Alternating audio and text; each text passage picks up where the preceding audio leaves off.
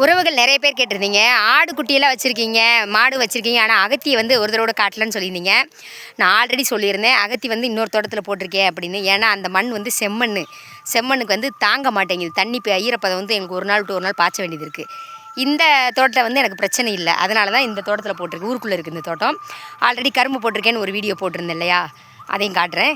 இந்த பாருங்கள், இது எல்லாமே அகத்திங்க. இது எல்லாமே வந்து நான் ஆட்டுக்கு போட்டிருக்கு.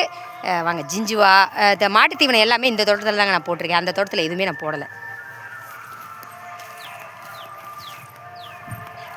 அங்கே பாருங்கள் வெயில் அடிக்குது, அதனால தான் அங்கே போகல. இந்த அது ஃபுல்லாக வந்து ஜிஞ்சுவாங்க.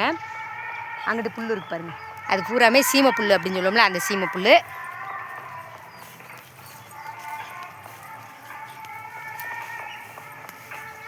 கரும்பு பாருங்கள் மழை இல்லாமல் எப்படி இருக்குன்னு. இது இந்த தோட்டத்தோடது சரிங்க, இந்த தோட்டத்தோட கரும்பு. கரும்பு பாருங்கள், பூரா கரும்பு தான்.